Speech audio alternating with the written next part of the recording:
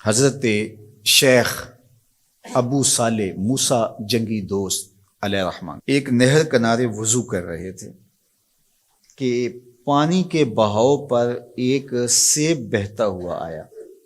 بھوک پہلے ہی لگی تھی، سیب کو دیکھا تو اشتہا غالب ہو گئی، سیب اٹھایا اور کھا لیا۔ جب کھا چکے تو معاً خیال آیا کہ یہ تو میرا تھا ہی نہیں، تو جدھر سے پانی آ رہا تھا، بہاؤ جدھر سے تھا، ادھر کو سفر شروع کر دیا۔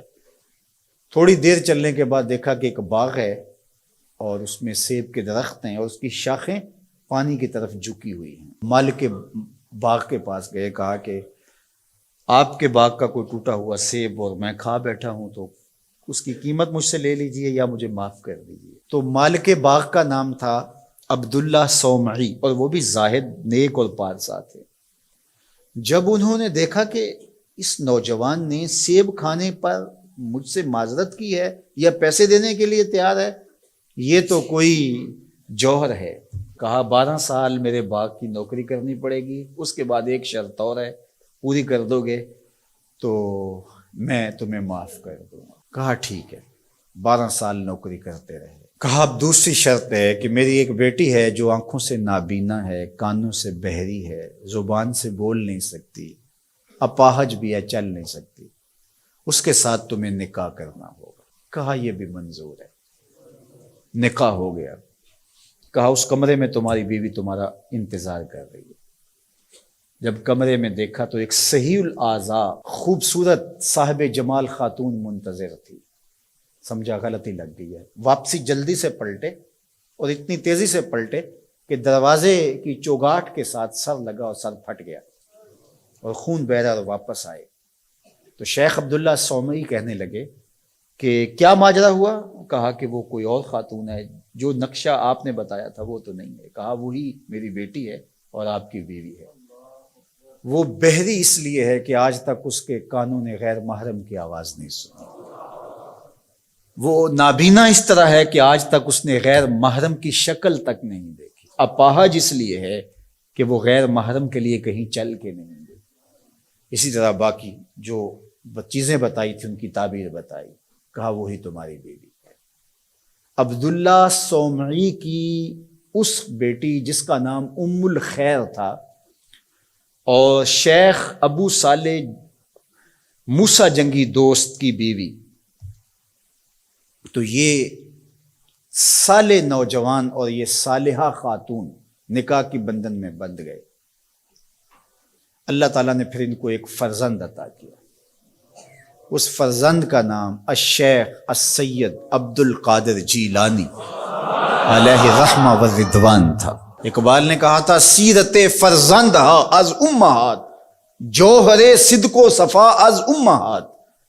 بیٹوں کی بیٹیوں کی سیرتوں کا جوہر ماؤں سے ہوتا ہے۔ باپ کا رزق حلال اولاد پہ اثر انداز ہوتا ہے۔ رزق حلال اگر آپ کی زندگی میں شامل ہو جائے تو پھر اس کا عملی نتیجہ یہ ہے کہ ایک صالح معاشرت کی بنیاد پڑتی ہے اور آپ صالح معاشرت کے ایک بہترین فرد ہوتے ہیں۔